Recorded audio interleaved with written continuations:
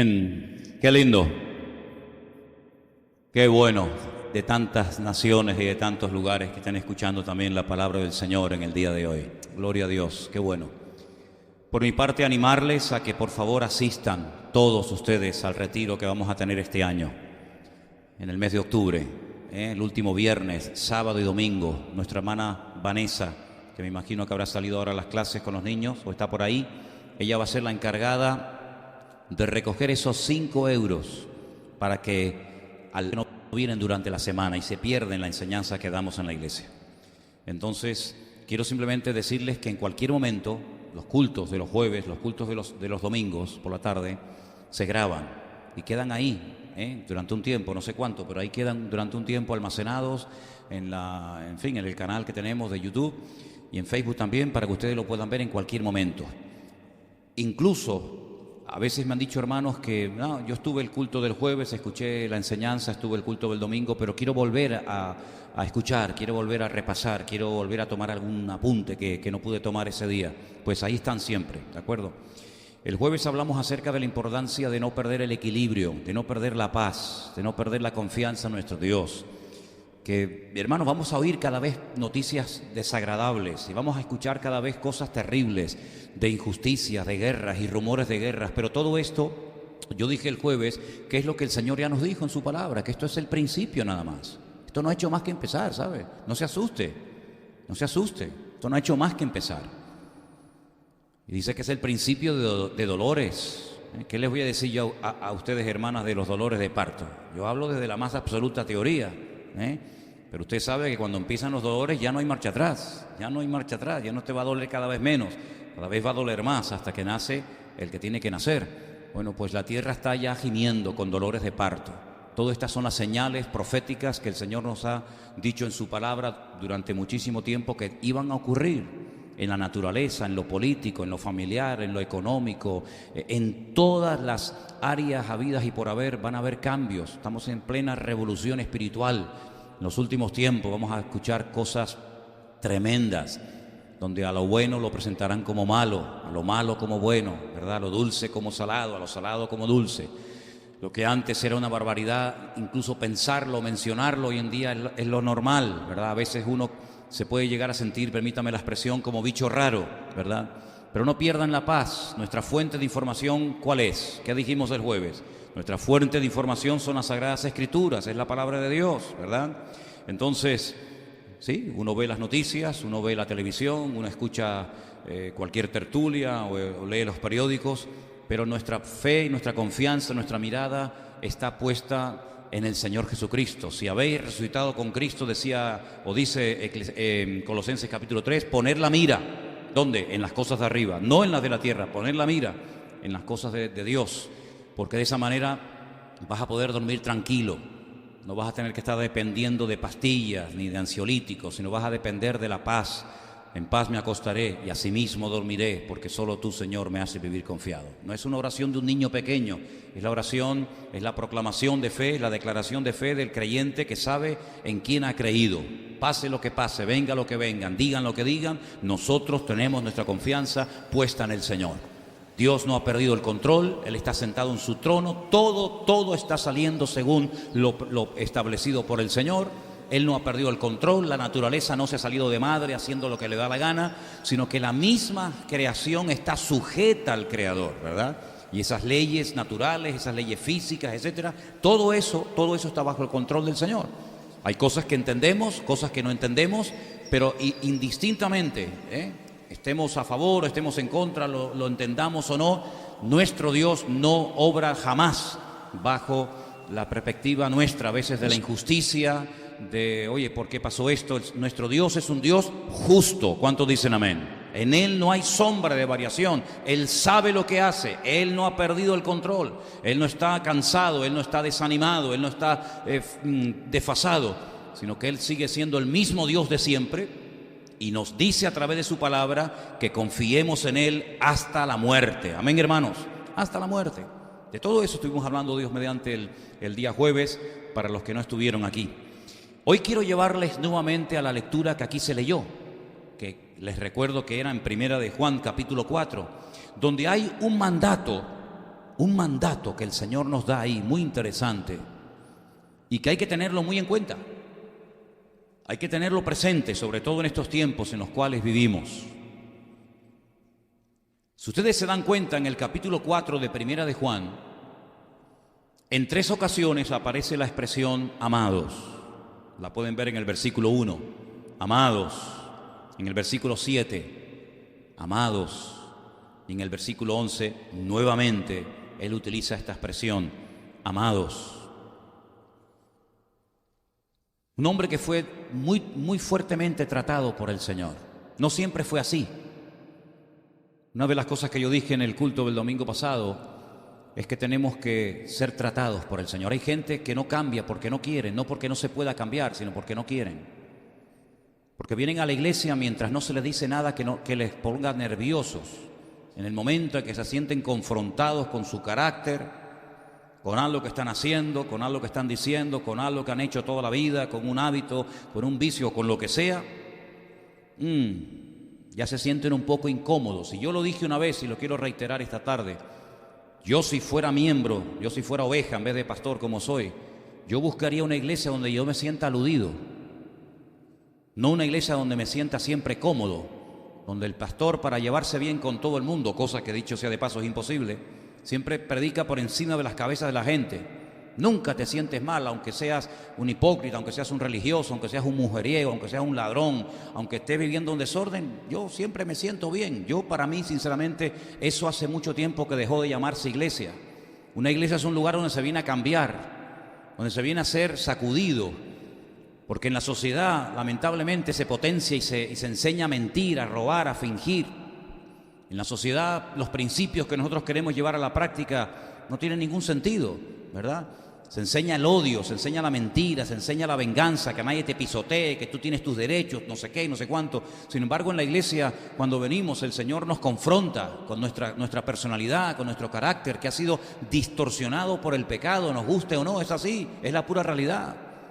Hasta el más bueno, hasta la mosquita muerta que parece que nunca se enfada y nunca pierde el control, hasta esa persona también tiene que ser tratada. Y una de las cosas que nos dice la palabra, y lo hemos leído esta tarde en el versículo 1, es: no creáis a todo espíritu. Uno tiene que ser crédulo para lo que tiene que serlo, pero uno tiene que negarse completamente a aceptar ciertas y determinadas actitudes. Dice la Biblia: no creáis a todo espíritu. Hay una ingenuidad en algunas personas que bueno, que todo está bien y no pasa nada. No, de ingenuidad nada. Usted tiene que creer en Dios, tiene que creer en su palabra, tiene que fiarse de Dios, tiene que creerle a Dios, tiene que creerle que Él sabe lo que está haciendo. Pero hay cosas en las cuales usted no puede creer, usted no tiene que abrirse, ¿verdad? ¿Cuánta gente se abre a todo? Bueno, es que en esta vida hay que probarlo todo. Bueno, ¿eso quién se lo enseñó? Dios no se lo enseñó en su palabra. Dios no dice en la Biblia hay que probarlo todo. No, eso no dice la Biblia. La Biblia lo que dice es que hay que examinarlo todo, examinarlo y retener lo bueno. ¿Cómo que tengo que probar todo? ¿Tengo que probar la droga? ¿Eso es lo que dice el refrán? ¿Tengo que probar la homosexualidad? ¿Tengo que probar la bebida? ¿Tengo que probarlo todo? Eso es un disparate. Eso es un consejo tremendamente peligroso. No hay que probarlo todo. Y la Biblia dice que hay que probar, dice aquí versículo 1, ¿lo veis? Probar los espíritus. ¿Y por qué? Dice, para ver si son de Dios. Porque muchos falsos profetas han salido por el mundo. Falsos predicadores, personas que crean falsas expectativas, falsas ilusiones en la gente. Gente que se agarra a una palabra que alguien les dio, una supuesta profecía, y comienzan a tomar decisiones familiares, laborales, económicas, espirituales, porque alguien les dijo no sé qué, y comienzas a hacerte ilusiones y castillos en el aire, esperando que algo cambie o algo que ocurra, que a lo mejor nunca va a ocurrir.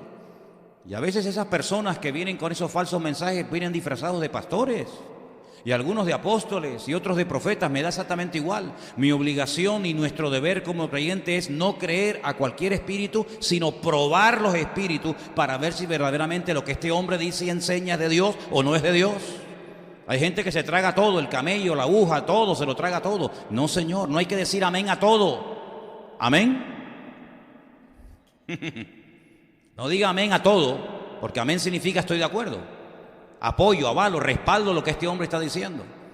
probar los espíritus. Dice la Biblia que la iglesia de Éfeso es una iglesia muy importante en la Biblia. Hay una carta que se dirigió a ellos. El nacimiento, el origen de esta iglesia lo puede usted encontrar en el libro de los Hechos, capítulo 19, cómo empezó la iglesia, cómo se desarrolló, cómo creció, etcétera.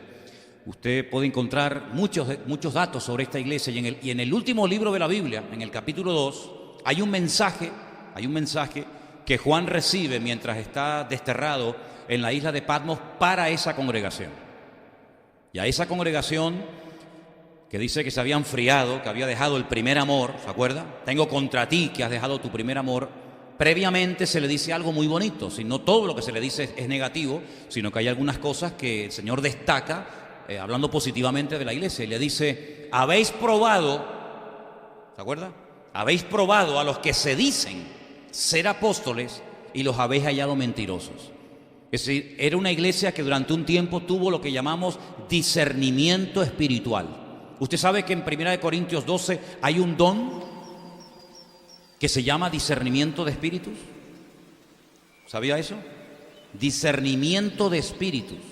Ese es un don que se menciona, repito, en 1 Corintios capítulo 12. Hay 2 listas en la Biblia que hablan de los dones. 1 Corintios 12, donde se mencionan 9 dones que se pueden clasificar en diferentes grupos. Y la siguiente lista está en Romanos capítulo 12, otra lista de dones. Y ahí están todos los dones que hay. En Romanos 12 y en 1 Corintios 12. Bueno, pues en 1 Corintios 12 dice que hay un don que es el de discernir los espíritus. Discernir los espíritus. La palabra de Dios dice que cuando alguien viene a nuestro hogar con una doctrina equivocada, con una doctrina antibíblica, así que no es una sana doctrina, sino es una doctrina contaminada. ¿Cómo era el título del mensaje del jueves? No te dejes contaminar, ¿verdad? Pues dice que no hay que darle ni siquiera la bienvenida. No hay que darle la bienvenida, porque si usted abre su casa y le da la bienvenida a una persona que viene con una doctrina antibíblica, usted se hace copartícipe de esa falsa enseñanza. Entonces hay que ser selectivos, no idiotas ni ingenuos. Hay que ser selectivos, es decir, todo me es lícito, pero no todo conviene.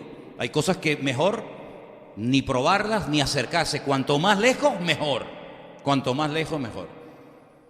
Bueno, pues dice aquí que tenemos que probar los espíritus. Y yo busqué qué significa la palabra probar. Y como usted sabe bien, el Nuevo Testamento fue escrito en griego. Y la palabra que se emplea del griego para hablar de probar es dokimazo.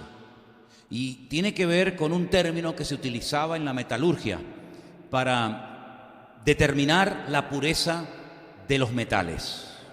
Usted sabe que no todo lo que brilla es oro. Cuando usted cree que tiene algo de oro, antes de que le paguen, antes de que le digan esto tiene tanto valor, pues se comprueba, ¿no? Si es oro o no es oro, si es plata o no es plata, si es bueno o es malo. Siempre hay que comprobarlo. Y ¿cuántas veces hay gente que va por la calle y dice, oye, tengo una cadena de oro que vale 50.000 euros, pero como usted me ha caído tan bien, yo se la voy a vender en 150. De oro, de verdad, ¿eh? Ya. Y te pueden meter gato por liebre. Pues usted sabe que en el mundo espiritual el diablo está como loco por engañar a más de uno.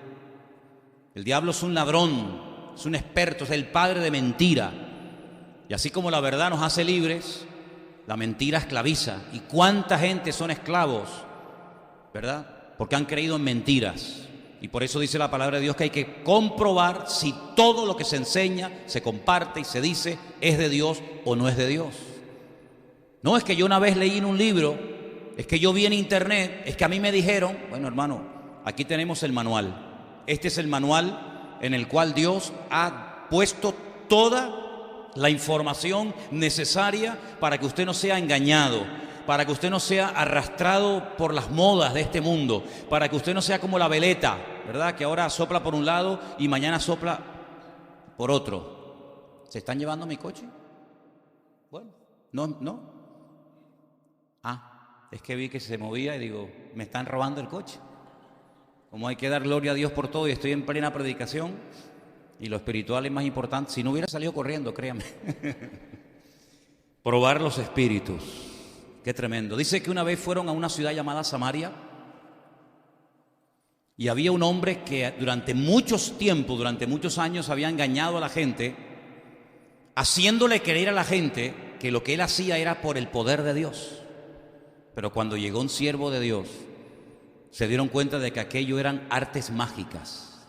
Aquello no era el poder de Dios, aquello era el poder del diablo.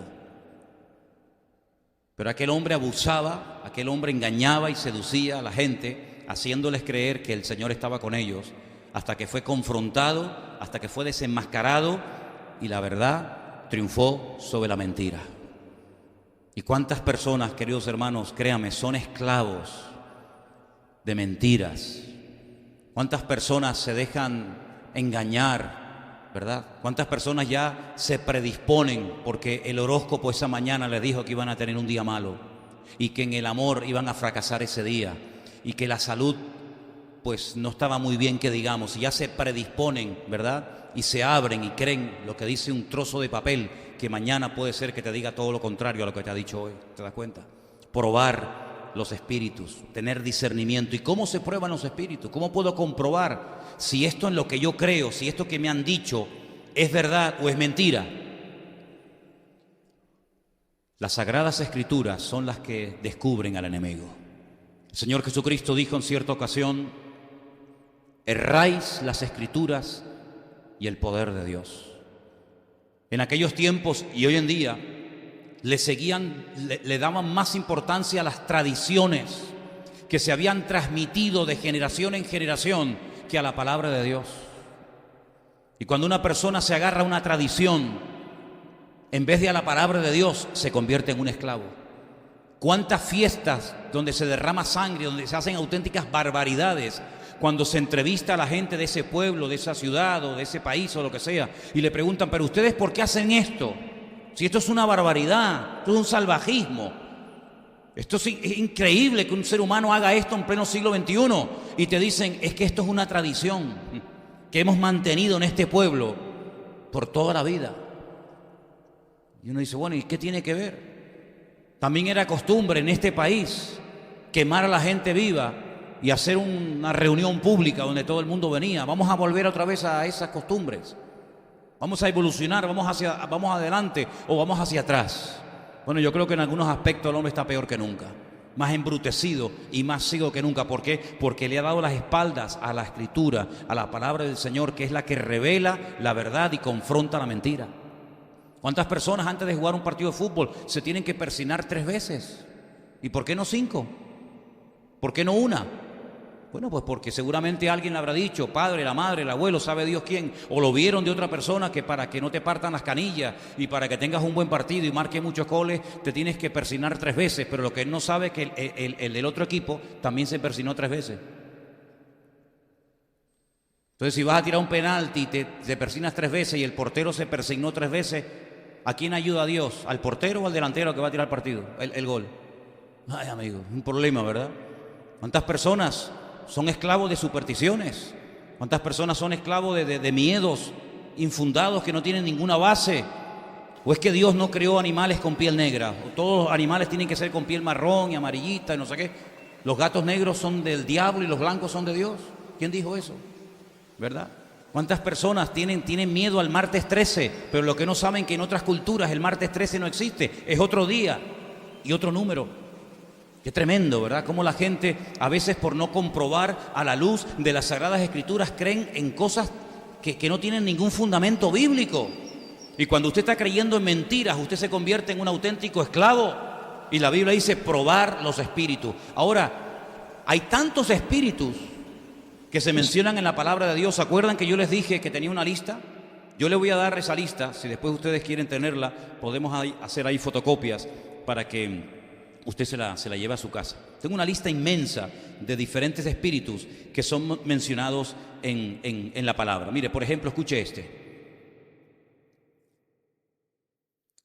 En el libro de Levítico se prohíbe categóricamente, y esto es algo que mucha gente hace, pero se prohíbe en Levítico 20:27, cuando una persona muere, tener contacto con el espíritu del difunto.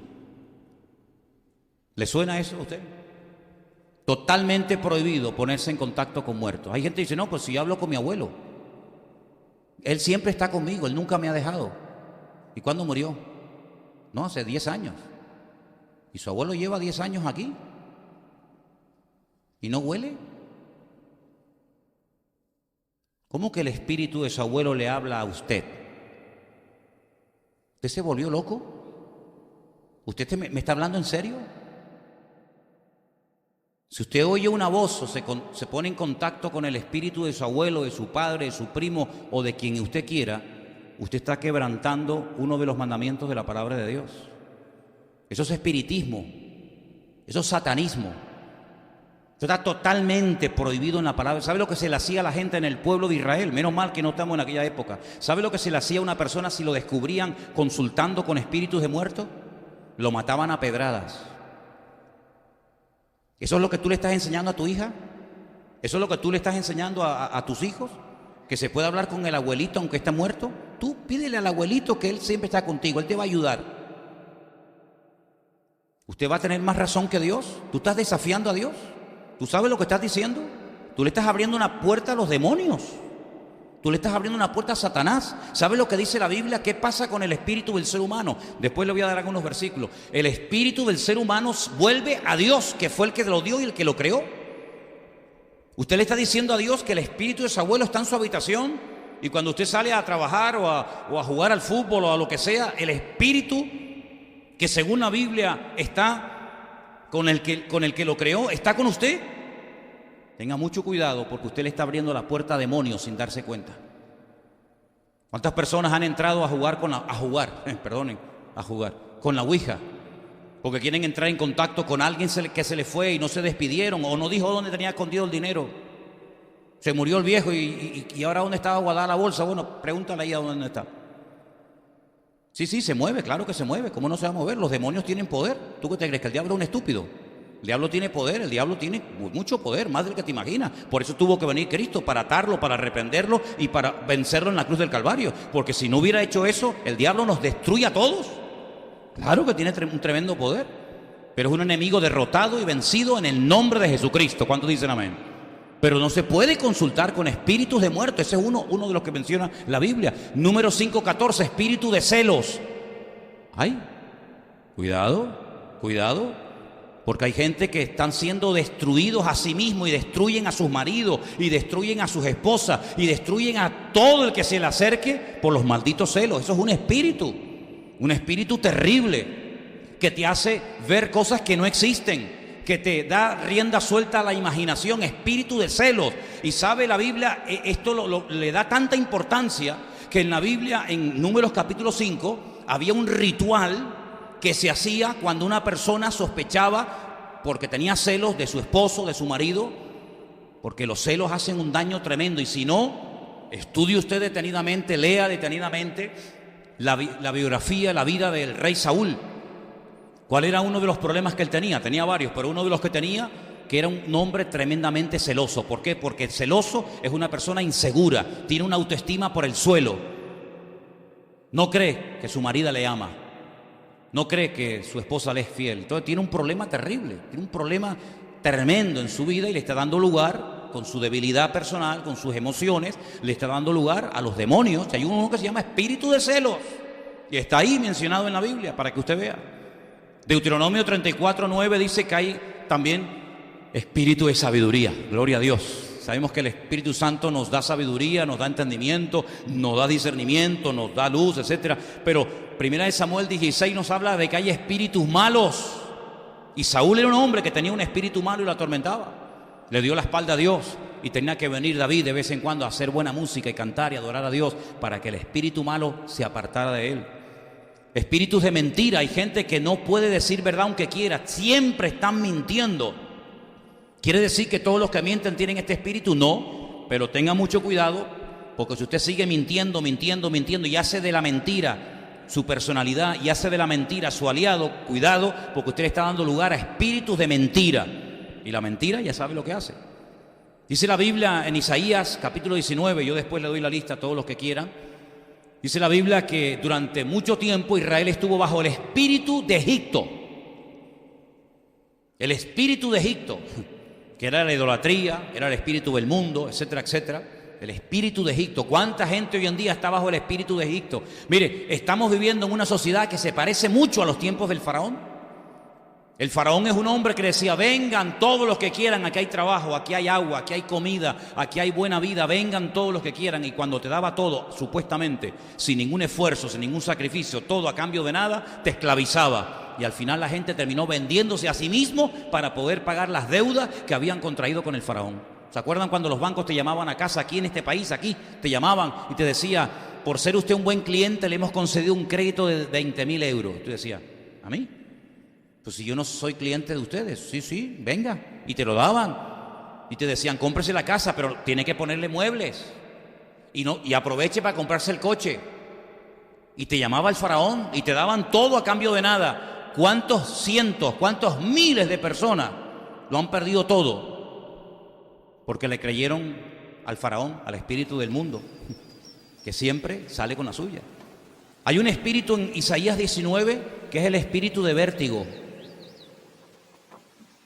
¿Qué le parece?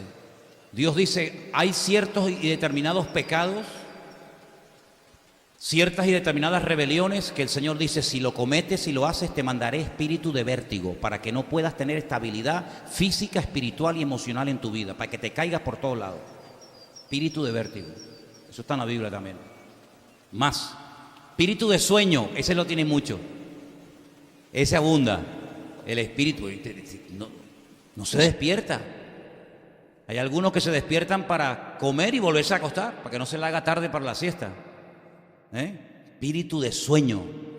Generalmente la gente que está deprimida, desanimada, que no tiene ganas de nada, le entran muchas ganas de dormir, porque no quieren enfrentar la realidad. Y siempre están durmiendo y se tapan porque piensan que de esa manera los problemas se solucionan. Espíritu de sueño. Hay una persona en la Biblia que recibe una orden un tanto extraña. Le dice el Señor al profeta Oseas: ve y cásate con una gentil, con una pagana que ejerce la prostitución. Esto era algo tremendo. Esa mujer se llamaba Gomer. Ten hijos con ella, ámala, porque tu vida va a ser un reflejo de la realidad espiritual de la nación. La nación ha sido infiel, la nación ha caído en lo más bajo, y yo quiero que cuando te vean a ti, que tu matrimonio, que tu familia, que tu vida privada sea como un reflejo de lo que es la vida pública de ellos. Y dice que él va y compra una mujer de la vida, una mujer que ejerce la prostitución, se casa, la llega a amar, tiene hijos con ella, pero una noche ella se levanta y lo abandona y se va con sus antiguos amantes. Y el Señor le dice: levántate, ve tras de ella y vuelve a amarla y vuelve a tener relaciones con ella y vuelve otra vez a aceptarla como tu esposa. Cuando él va y la encuentra en una subasta pública, totalmente desnuda. Es una esclava. Y el Señor le dice: cómprala y ámala otra vez.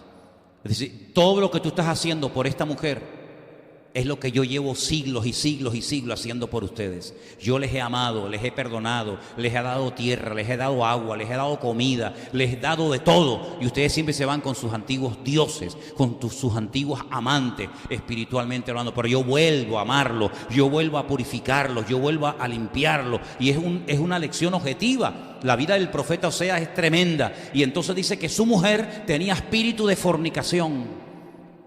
Tenía un problema con el área sexual en su vida, como mucha gente tiene, como muchísima gente tiene un descontrol con ese área de la vida, la parte sexual, que son auténticos esclavos, tanto en hombres como en mujeres, tanto en solteros como en casados, me da exactamente igual. Espíritu de fornicación, o como algunos lo llaman, espíritu de Jezabel, ¿verdad? También se mencionan en la Biblia, en los evangelios, a espíritus inmundos. Incluso dice la Biblia que un día el Señor llegó a reprender a un espíritu inmundo que era sordo, que producía sordera y le impedía a la persona hablar. Dice que era un espíritu sordo y mudo. Y cuando el Señor reprendió y echó fuera el espíritu de esta persona, que está en Lucas capítulo 8, y Mateo 10 y Mateo 12, dice que la persona pudo volver a hablar y la persona pudo volver a oír, porque tenía un espíritu que le causaba esta opresión. Así que hay muchísimos espíritus que se mencionan en la Biblia. Pero luego también está el espíritu humano. Dice la Biblia, y lo hemos visto hace ya unas cuantas semanas atrás, que el hombre es espíritu, alma y cuerpo, ¿sí o no? Es interesante notar porque dice la Biblia que cuando una persona ha tenido problemas espirituales malos, si no se cuida, si no mantiene su vida en santidad, si no mantiene su casa barrida, dice que el espíritu que salió viene con 7 más y el postrer estado viene a ser peor que el primero. ¿Cuántos dicen amén? Tremendo, ¿verdad? Ahora, si vamos por ejemplo al principio de la Biblia, nos encontramos por ejemplo que un matrimonio compuesto por Isaac y por Rebeca, dice la Biblia que llegaron a tener su espíritu triste, llegaron a sentir amargura, dolor en su corazón porque vieron a su hijo Esaú casarse con mujeres inconversas, con paganas. Y dice que esto fue amargura y tristeza al espíritu de sus padres. No le traigas tristeza, no traigas marido tristeza nunca a tu hogar. No traigas tristezas a tu marido, mujer. No pongan tristes a vuestros padres, no pongáis triste a vuestros padres, alegrarle el alma, alegrarle la vida a los demás, porque el espíritu puede llegar a sentirse triste y dice que el espíritu triste seca los huesos. Cuando una persona está triste por dentro, su salud tarde o temprano se resiente. Y dice la Biblia que cuando el espíritu está acongojado, cuando hay una tristeza, una amargura, un dolor constante y permanente por un disgusto que ha venido a través del papá, de la mamá o de los niños o de quien sea, dice la Biblia que al final los huesos se resienten. Eso es lo que dice la palabra.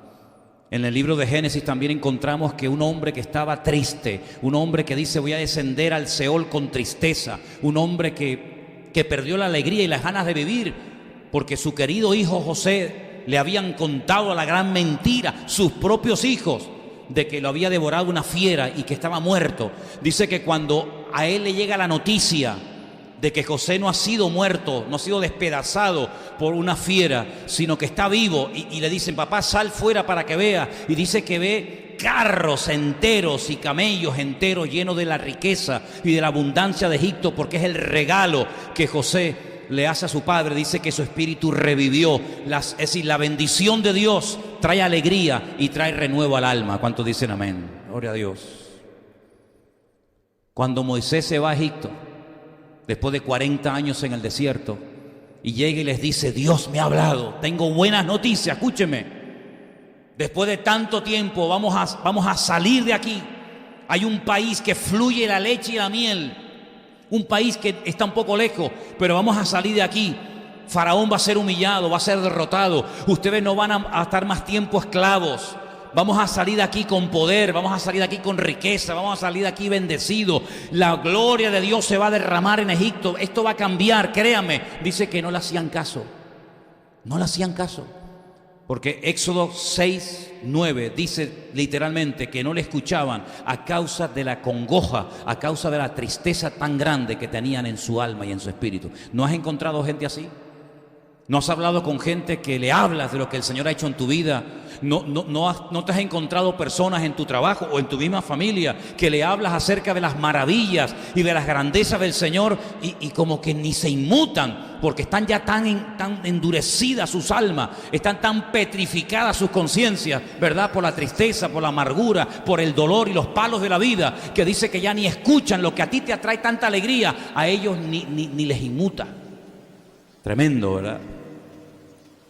La Biblia nos enseña que nuestro espíritu también se puede transmitir a las personas que nos rodean. Números capítulo 11 dice la Biblia eso. Hay una promesa hermosa en el libro de Job. El libro de Job es un libro extraordinario, y en el capítulo 10, del 11 al 12, el Señor le promete a Job que a pesar de lo que está pasando, a pesar de las luchas y de las dificultades físicas y espirituales por las cuales está atravesando, el Señor le dice, tranquilo, yo guardaré siempre tu espíritu con la paz del Señor. ¿Cuántos dicen amén? Qué lindo, ¿no? Salmo 51 nos dice que cuando estamos quebrantados en nuestro espíritu, ese quebrantamiento toca el corazón de Dios y hace que Dios se vuelque a nuestro favor y que nos bendiga y nos ayude. Pero también dice la Biblia que ciertos y determinados dolores abaten nuestro espíritu, según Proverbios. Y también la Biblia nos habla acerca de que antes de la caída es la altivez de espíritu. Y la altivez de espíritu significa cuando le das lugar a la soberbia, cuando le das lugar a la arrogancia, a ese espíritu de superioridad, de sentirte superior a los demás. Cuidado con eso, porque es un espíritu que atrapa y muchas veces se camufla de nacionalismo, y muchas veces se camufla de equipo de fútbol, y muchas veces se camufla tienes tantos disfraces, ¿verdad? Y cuando le das lugar a la soberbia, ten cuidado porque estás cavando tu propia tumba, querido. Ten mucho cuidado porque antes de la caída, dice la Biblia, y es una promesa, y es una ley del reino de Dios. Así como cuando tiras algo para arriba siempre baja por la ley de la gravedad, hay una ley del reino de Dios que dice que antes de la caída te viene el palo, antes de la caída te viene la soberbia, la arrogancia, el sentirte superior a los demás. Por eso dice la Biblia que una de las cosas que tiene que hacer el justo es afligir su espíritu, humillar su espíritu delante de la presencia del Señor. También nos dice la Biblia que el espíritu dentro del hombre es como una lámpara que lo ilumina. No dice la Biblia, es como un juego de palabras, que el Espíritu de Dios da testimonio a nuestro espíritu de que somos hijos de Dios. Lo has leído, ¿verdad? Versículo tremendo. Ten cuidado porque dice la Biblia que no hay persona más triste y más peligrosa que una persona que espiritualmente hablando no es dueña de su espíritu. Dice que es mejor el hombre que controla su espíritu que el hombre que conquista una ciudad. Espiritualmente hablando tienes que ser una persona equilibrada, una persona que tenga siempre el control de las partes de tu vida espiritualmente hablando. Primera de Corintios nos dice que incluso los que tienen el deseo de profetizar o de proclamar las verdades del Señor, dice que tienen que someter y sujetar el espíritu a lo que dice la Escritura. Por otra parte nos dice que el hombre no es dueño a veces de su espíritu, pero con la ayuda y con la bendición de Dios podemos tener dominio propio de nuestro espíritu. ¿Cuántos dicen amén? La Biblia también nos habla acerca de que las imágenes no tienen espíritu, no tienen vida. Es tremendo, ¿no? Tremendo. El orgullo es uno de los peores enemigos para nuestro espíritu, porque según el libro de Daniel, el orgullo endurece el espíritu. Daniel dice que se turbó en su espíritu en más de una ocasión cuando tenía un sueño, una visión o recibía una palabra profética y no la entendía. Dice que su espíritu se perturbaba y ¿qué hacía? Oraba. Iba a las Escrituras y comparaba su experiencia personal con las Escrituras para ver si coincidían, y entonces el Señor le daba luz y le mostraba la interpretación de dicho sueño o de dicha palabra que recibía. Y por otra parte también me llama muchísimo la atención que dice que tenemos que guardar siempre nuestro espíritu. Y hay una descripción, quiero llevarles a Lucas capítulo 24, por favor. Lucas capítulo 24, el versículo concretamente el 39. Hay una descripción del espíritu muy interesante. Lucas capítulo 24, verso 39, dice la palabra del Señor así: mirad mis manos y mis pies, que yo mismo soy. Palpad y ved, porque un espíritu no tiene carne ni huesos, como vosotros veis que yo tengo. Los discípulos estaban tan desanimados, tan tristes, habían olvidado las promesas de que el Señor iba a resucitar, que cuando le vieron, ellos decían: no es el Señor, es un espíritu. Es como algo que parece que es Él, pero no es Él. Y el Señor le dice: no, vengan para acá, salgan de la duda, tóquenme, denme de comer. Porque dice, porque un espíritu no tiene ni carne ni tiene huesos, pero ustedes ven que a mí me pueden tocar, yo como, yo camino, yo les puedo tocar a ustedes, ustedes escuchan mi voz, nos podemos abrazar, podemos tener comunión, porque no soy un espíritu, no soy producto de la imaginación distorsionada de ustedes, sino soy real, porque el Señor murió y resucitó conforme a las Escrituras. ¿Cuántos dicen amén? Juan capítulo 13 dice que el Señor había momentos que se conmovía en su espíritu. Se conmovía en lo más profundo de su ser. Y ustedes pueden ir, si quieren, al Sermón del Monte, donde van a encontrar descripciones buenas, metas buenas para nuestro espíritu en las famosas bienaventuranzas, que son un reflejo, permítame, una radiografía del espíritu, de la personalidad de Cristo, cómo hablaba, cómo vivía, cómo sentía, cómo se comportaba con los demás. Todo eso ustedes lo pueden encontrar. Resumiendo, queridos hermanos, la palabra del Señor nos enseña que somos espíritu, alma y cuerpo. Parece que la parte del cuerpo la tenemos clarísima, por eso nos vestimos, por eso nos lavamos los dientes, por eso nos bañamos, por eso comemos, por eso vamos de un lugar a otro. Eso como que lo tenemos ya más que sabido. Perfecto. Hablamos en su día del alma, hablamos en su día de las enfermedades del alma, ¿se acuerdan? Hablamos acerca de la estructura del alma, de cómo el alma Dios nos la ha puesto en nuestro interior, ¿verdad? Pero también hablamos del espíritu. Ese espíritu que Dios puso en el hombre lo diferencia de la bestia. La Biblia dice que hay alma animal y alma, por así decirlo, humana. El alma es lo que le da vida. En el momento en el que sale el alma, automáticamente se va la vida. Sin embargo, los animales no pueden tener comunión ni relación con Dios, porque tienen alma que les da la vida, tienen un cuerpo que les permite desplazarse y ir de un lugar a otro, pero no tienen un espíritu a través del cual puedan tener comunión con el Creador. Porque no se olviden ustedes que nuestro Dios no es materia, nuestro Dios no se puede pesar, nuestro Dios no se puede medir, nuestro Dios es espíritu, dice la Biblia.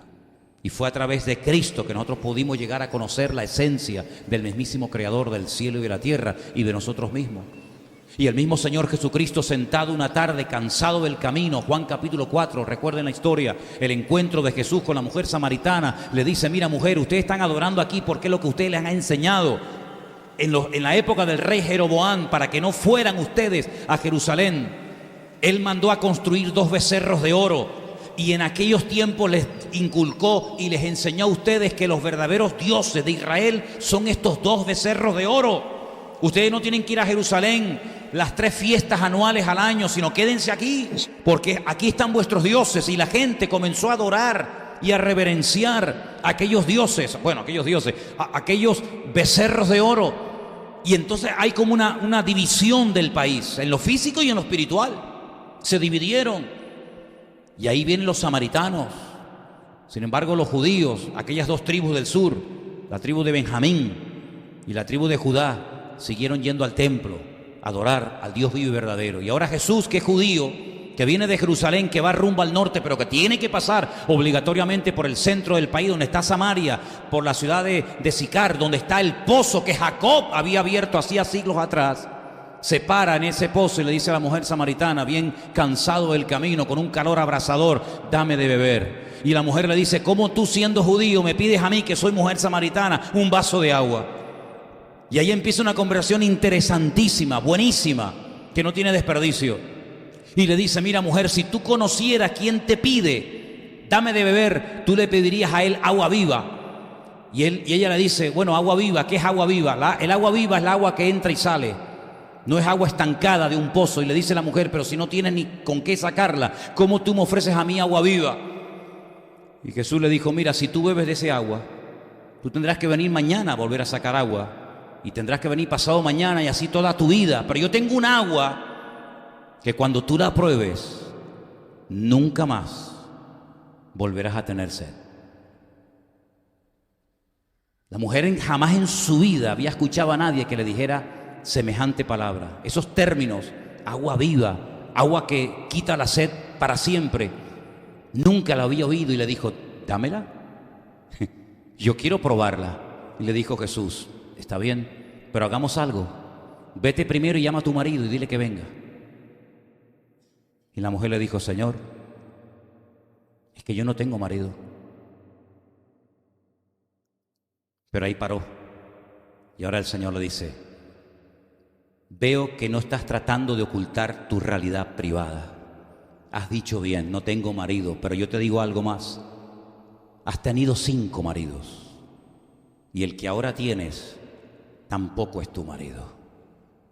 Eres una mujer que se ha especializado en romper matrimonios. Le has robado a 5 mujeres sus maridos y probablemente padres a muchos niños. Y ahora tienes relación y estás viviendo con un hombre que sabes que no es tu marido. Entonces la mujer se le queda sorprendida, no se enfada con el Señor, acepta la reprimenda, acepta la confrontación, no se revela diciendo: pues tú de qué vas, pero tú por qué me hablas de esa manera, etcétera, sino que le dice: Señor, me parece que tú eres un profeta. Sabemos que el Mesías tiene que venir. Y entonces Jesús comienza a darle una explicación extraordinaria y le dice: mira, ustedes los samaritanos adoran lo que no saben. Adoran lo que les han enseñado, y así éramos nosotros antes, hermanos, como los samaritanos. ¿A qué adorábamos nosotros antes? ¿Al Dios vivo y verdadero? Nosotros adorábamos cosas que nos habían inculcado otras personas que ni siquiera conocimos, y se fue pasando de generación en generación. Y llegamos a adorar muñecos de oro, de piedra, de palo, de madera, de yeso. Adoramos cantidad de cosas, unos más y otros menos, porque adorábamos lo que no sabíamos. Pero Jesús le dijo, pero nosotros adoramos lo que sabemos. Y le dice, porque la salvación de quien viene es de nosotros, los judíos. Entonces la mujer se va a la ciudad y le dice a la gente, he encontrado un hombre que me ha dicho todo lo que he hecho en la vida. ¿No será este el Mesías? Y el Señor le dijo claramente, yo soy el que habla contigo, yo soy el Mesías. Yo no sé en qué espíritu tú has estado metido, bajo qué influencia espiritual tú has estado en los últimos días, semanas, meses o años. No lo sé, pero solamente sé una cosa, que en esta tarde el Espíritu de libertad, el Espíritu de Dios, el Espíritu vivo, está con nosotros en este lugar. Y la Escritura dice que donde está el Espíritu de Dios, allí hay libertad. Y en esta tarde hay aquí libertad para que tú seas libre de cualquier espíritu inmundo, de cualquier espíritu que te haya atado, atormentado, engañado, manipulado durante toda tu vida. Porque Él ha venido para darnos libertad, Él ha venido para darnos vida y vida en abundancia. Para que seas libre de complejos, para que seas libre de ataduras espirituales, que ningún psicólogo, ningún médico probablemente jamás ni siquiera sabrá que las tienes. Para que seas libre definitivamente para siempre y nunca más vuelvas a tener miedo de tradiciones impuestas, de costumbres paganas que se han ido traspasando de generación en generación, pero que tú las haces como si fueras un robot y en el fondo no sabes ni lo que estás haciendo. El Señor ha venido para que seas libre, y el único que puede traer libertad es el Señor Jesucristo, que esta tarde está aquí con nosotros. ¿Cuántos dicen amén? Cierra tus ojos ahí donde estás, por favor. Analiza tu vida y pregúntate, ¿cuál es el espíritu, cuál es la actitud dominante en tu vida? Y te vas a dar cuenta de que siempre hay algo por lo cual uno tiene que clamar a Dios. Te vas a dar cuenta que siempre hay algo por lo cual tenemos que pedirle misericordia y ayuda a nuestro Señor Jesucristo. Si no es por los celos, es por la envidia. Si no es por la envidia, es por un desorden interior. Si no es por el desorden, es por un complejo. Es decir, siempre hay algo que si no lo entregamos al Señor nos puede terminar amargando la vida y la existencia.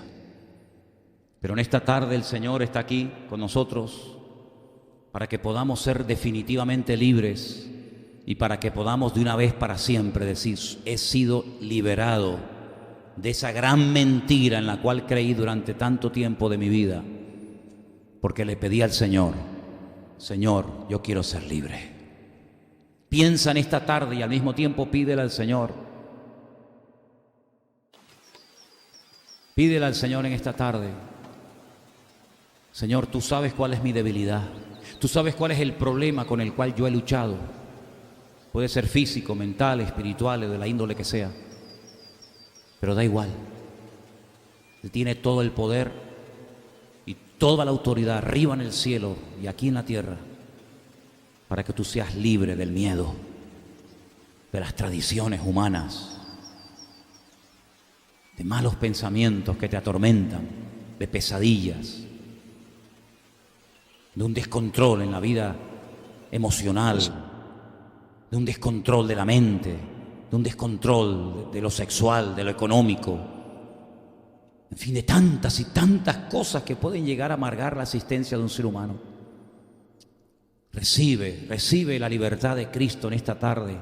La palabra de Dios te hace libre. Es la palabra de Dios la que te permite en esta tarde salir por esas puertas dentro de un rato diciendo, gloria a Dios. Soy libre de las supersticiones.